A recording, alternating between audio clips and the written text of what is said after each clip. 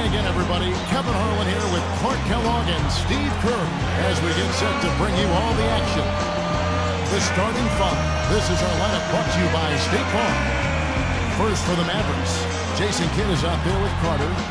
And the man in the middle, center Brendan Haywood. They utilize his abilities to maintain that presence under the rim.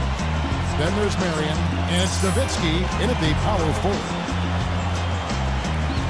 And then for the Denver Nuggets, Boston and Aflalo are the backcourt. And the man in the middle, JaVale McGee. He's a big part of that presence down low. Then there's Gallinari, and it's Fareed in at the four shot. You know, and the question for the Nuggets now, without a singular star player, is can they continue to win that way? The conventional wisdom throughout the league is that you need two stars, maybe a third, to be a great team. But this Nuggets team has a lot of good players and tremendous depth.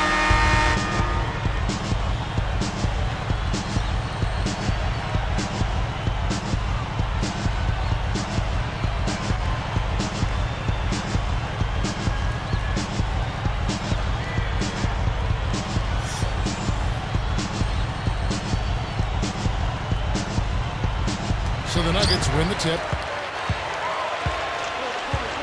Throws up the alley-oop. McGee. Gallinari passes to McGee. That's good. McGee's got the first points up on the board for the Nuggets. Good thought there, Clark. Going back to the Nuggets' depth. Can you do it, Steve, by committee, or do they need to make some moves to try to bring in a bigger name? Well, I don't know if a bigger name means anything, but you need a guy who can score in crunch time against a great defense, like Carmelo used to. You can do it by committee during the regular season. In the playoffs, though, it gets very difficult. The Nuggets now on offense. And let's get this update now from Doris Burke, who's across the way on the sideline. Kevin, George Karl and I caught up for just a bit. He believes this game hinges on how well they can fare against the defense they're up against. A defense that Coach believes to be one of the best in the league. He said, quote, "We know they are a strong unit on that end, but we still have to take it to them.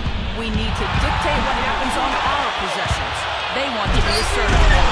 All right, Doris, thank you. Taking on a defense like that one they're facing today, Clark has certainly got their attention. Hey, you know what, Kevin? I think they're going about it the right way. I mean, they need to dictate what they do offensively instead of taking what's available. Take what you want. Steve? Well, that's the only way to go. I mean, this is a game about aggressiveness. And if they're not aggressive, that defense is just going to swallow them up.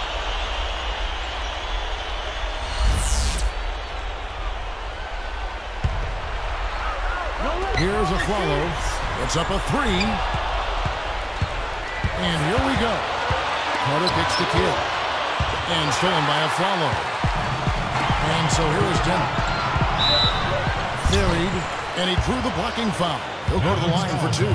They get Jason Kidd. Boy, how good were the Mavericks last year against the Western Conference? They won 35 times against Western opponents. That free throw, no good. Going back now to the Mavs, they didn't win the division, Clark, but they nabbed the 3 seed in the playoffs. And that played a nice part of it. Yeah, you know, they edged out the Thunder by 2 wins, and the difference there was the record of those 2 teams against the Western Conference. So I know it's a long season, and sometimes it's hard to value every game, but when you're a playoff team, a contending championship team, every game does mean something during that regular season. Absolutely. Lawson dishes to McGee. Fades away. Good. McGee's got his second bucket. You know, typically he's just a role player, but when he does score, it allows the offense to be more balanced. Lawson is tagged with the reach. That's his first foul.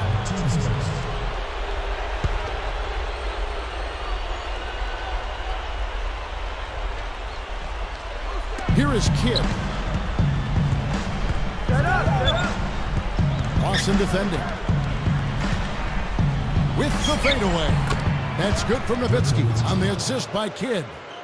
You know, guys, I'm pretty sure when everybody else leaves the gym and goes home, Dirk Nowitzki just sneaks back into the gym and kind of hangs out at that foul line area. He's so comfortable at the elbow and at that high post area. He just shoots right over the top of everybody. It looks like a layup for him. Three-pointer, Lawson. That is good. This has been the start that they had hoped for, coming out knocking down 4 of their first 5 shots.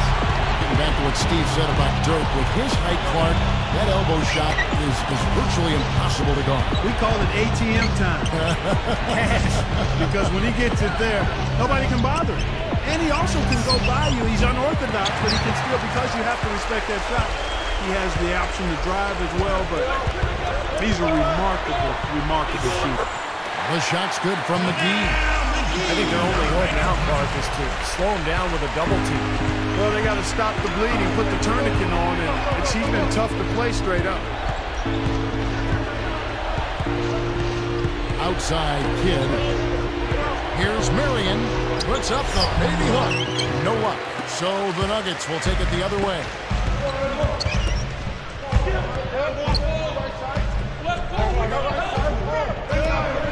Varied, defended by Nowitzki. Fareed the pass to Lawson. Deflects the pass. Now, part of the reason they are where they are is that they have taken care of the ball for the most part.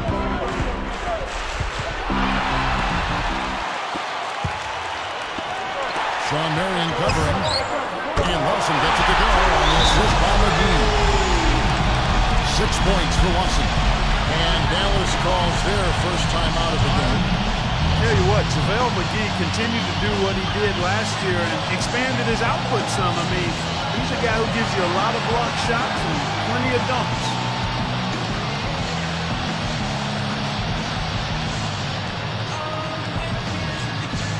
Jason Terry is checked in for Vince Carter.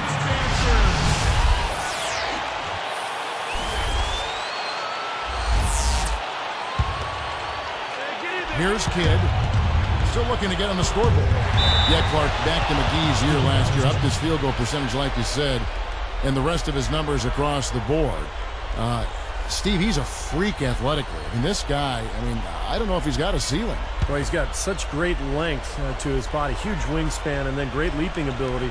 And you look at the numbers, 10 points, 8 boards per game, almost 3 blocks as well. I mean, he's got unlimited potential. Marion kicks to Nowitzki. Marion, he's guarded by a Flawley. Marion dishes the Kidd. Down to 5 on the shot clock. And slam dunk by Haywood. Well, that time he got a pretty clear run to the hoop. It was Clark, and he took full advantage of it. And not just with any old finish. I mean, that was a big-time dunk.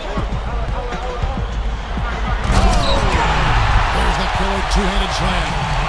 Well, he got enough time there to put a little something extra on that one. 2 scoops of ice cream after that. Well, that's a play that's going to be remembered for Michigan. That's for sure. I think it was more like a banana split, Clark. Catching up on the changes for Denver. Mozgov, he's checked in for JaVale McGee. Harrington comes in for Fareed. And Andre Miller is subbed in for Ty Lawson. Kidd passes to Marion. Kidd, Miller gets the reach-in call. That is his first foul of the game. First personal foul, team's third.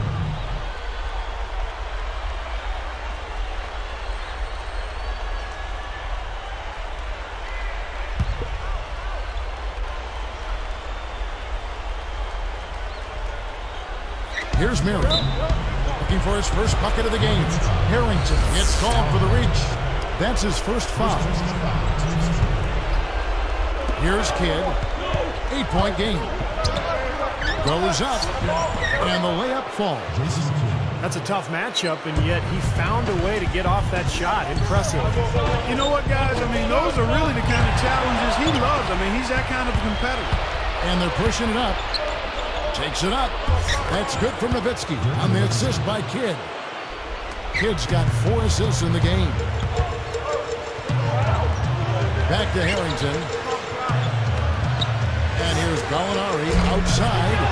I like the defense, guys. Really getting a hand up and challenging shots.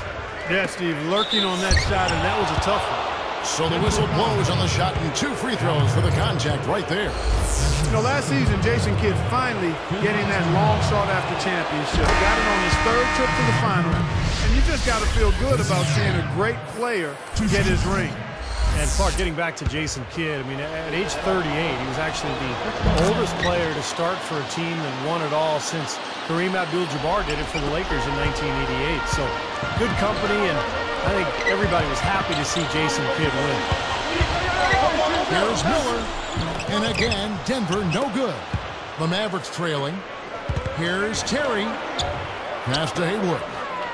Gallinari is whistled for reaching in. That's his first foul of the game, and the bonus will go to the free throw line. Well, I think it was certainly a topsy-turvy season for the Nuggets with all the Carmelo trade rumors, but, you know, considering all of that uncertainty, it was good to see the way they rallied after the trade and finished the season really strong. Good on the second free throw. And it's the Nuggets with the ball. Miller outside. Mozgov kicks to Miller.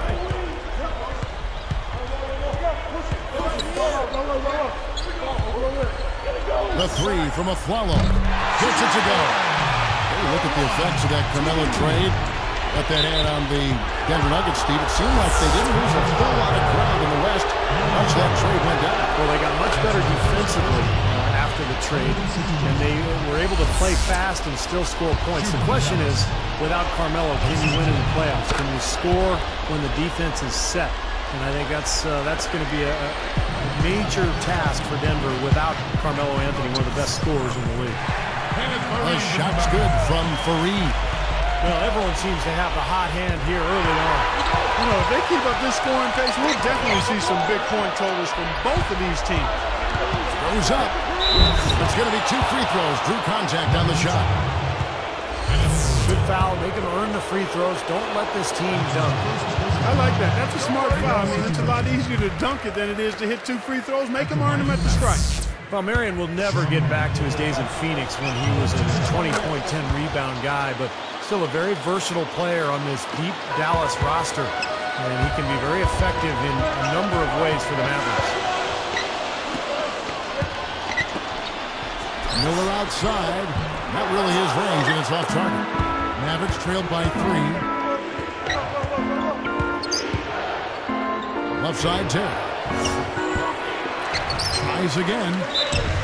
And the officials whistle a foul on the shot. The bucket's good. He'll go to the line. And the Nuggets making a change here. Fernandez is checked in. That one drops. He ties it up. Thinking about Marion some more. He's versatile enough to really help Dallas in a lot of areas, as we saw in the playoffs. That's exactly right. You can slot him at either the 3 or the 4 spot, and along with Dirk Nowitzki, I mean, that can cause some major headaches for a lot of other teams in the league. 6 on the shot clock. For 3, Fernandez. Odom grabs the board. Now the Mavericks with it. Here's Kidd. Lifts up. So he gets the whistle. Contact on the way up, and 2 shots coming up. It's going to be an Andre Miller. Jason Kidd is so respected around the NBA. In fact, even though he wasn't on Team USA that played in the World Championships back in 2010, he was invited to train with the team to kind of give them some guidance. That says a lot about Jason Kidd. Ty Lawson, he's checked in for Andre Miller. Here are the Mavericks now. They're on a 17-7 run. And here's Kidd from the arc. Gets it to go. Kidd's got 11 points. So tough for the defense to get out to the three-point line in transition. And back to what Steve was talking about with Kidd, with all the leaders that Team USA has had over the years, I think it speaks volumes for what Kidd brings to the table. Well, you and I have talked about chemistry. Talent, you've got to have it. But you also need chemistry. You need guys that understand how to lead by example and vocally. And Jason Kidd fits the bill. Part of it is his maturity, and that only comes with experience and the passing of time. Watson from outside. Shot is off. Mavericks leading by 5. Now Kidd. He's got 11. Now Lawson defending. Kidd kicks to Marion. Terry outside. Three-pointer. Another 3 for Dallas. You look at what George Karl has overcome in his battle against cancer and other issues the last few years, and it's just a testament to how tough a person he is. He can't buy anything right now, guys. No bounce is going his way. I tell you, it's been tough out there for him. Kidd dishes to Terry.